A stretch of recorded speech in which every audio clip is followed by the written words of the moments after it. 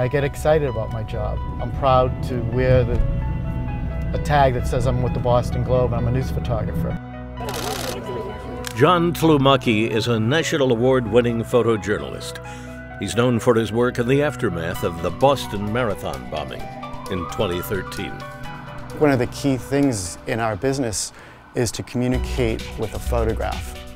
And the way you communicate with a photograph is emotion, and that's what's really difficult about photography. Every day, John watches for that perfect blend of emotion, information, and visual storytelling. Hi, I'm John Tlumaki from the Boston Globe. I'm sorry, what happened? Today, he's meeting the brother of a local peace activist who was shot to death on the streets of Boston.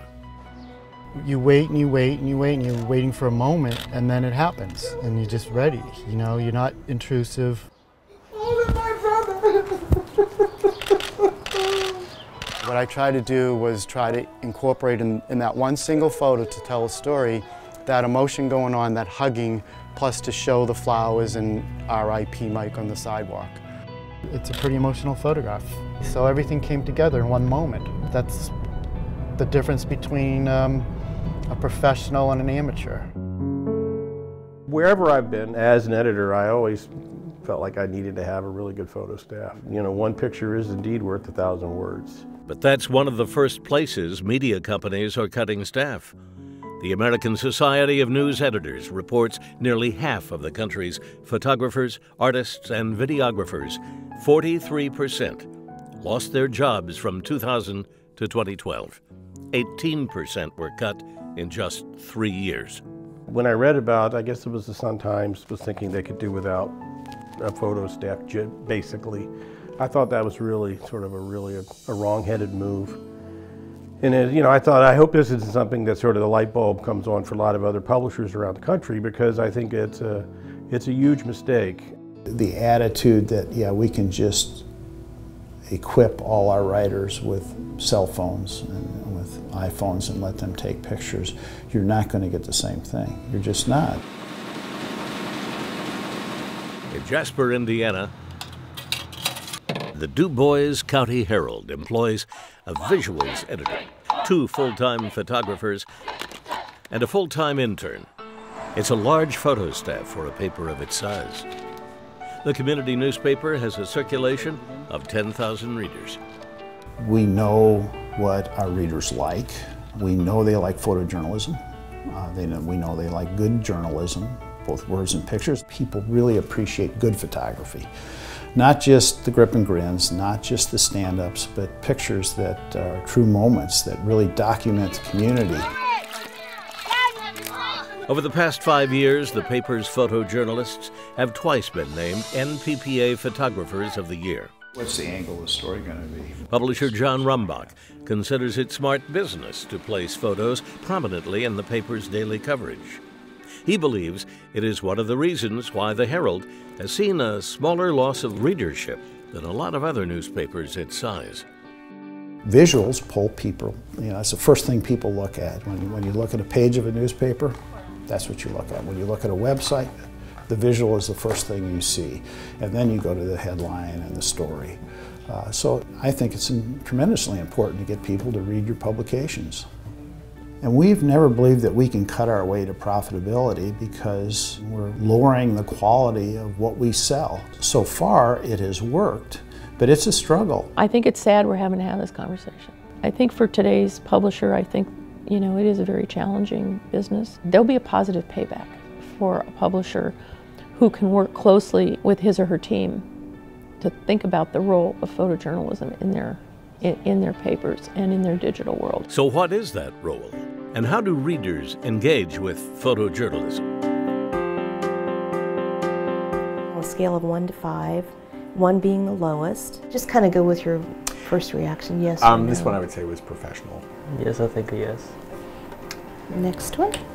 A first-of-its-kind study by journalism consultant Sarah Quinn is providing some answers and important findings for publishers across the country to consider. The study is designed to look at photojournalism and how audiences engage with it. And we wanted to take a look at professional still photography and also user-generated content, which is such a fascinating new part of, publishing. But we didn't have a real good sense of how people engage and how they think of the quality of images, what they like to look at most. In this particular study, I met with 52 people up at the University of Minnesota. I've gathered eye tracking data using a small piece of equipment that allows us to see what people are looking at any given time.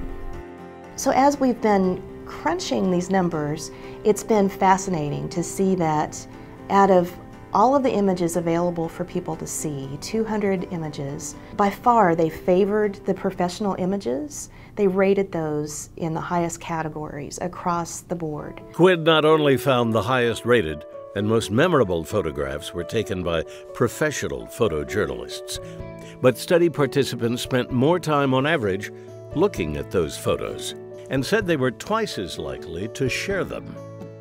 Well-developed captions were important too. The study revealed 90% of participants could tell the difference between professional and user-generated photos. And finally, participants said storytelling was key to a quality photo. They like to see real people doing things in real time. Overwhelmingly, what they said was, there was a story there. There was a lot going on. I wanted to know more about that event. It was really telling me something. So quality for them had a lot to do with content. Most often, they referred to professional news or feature photographs that showed emotion, that showed interaction, and that definitely had a story behind the image. I'm not surprised. Readers aren't stupid. They know quality when they see it.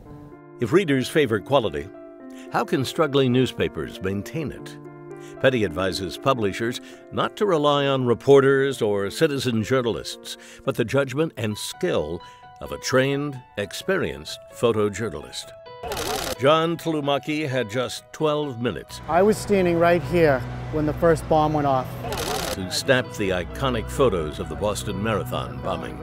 And I started photographing them right here.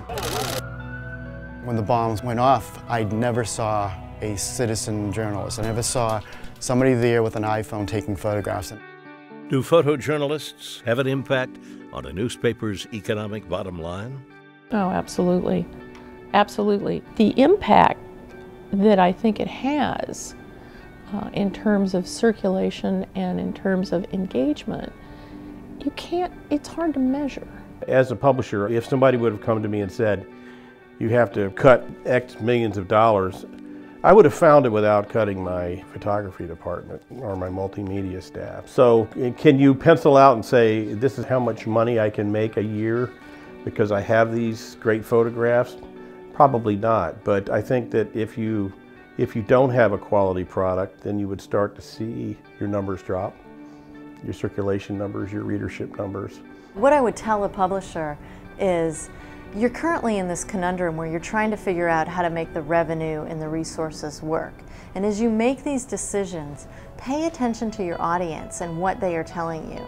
Because the evidence that I see shows that the audience really values professional image makers as part of their storytelling diet. People expect the visuals, and frankly, they expect high quality visuals.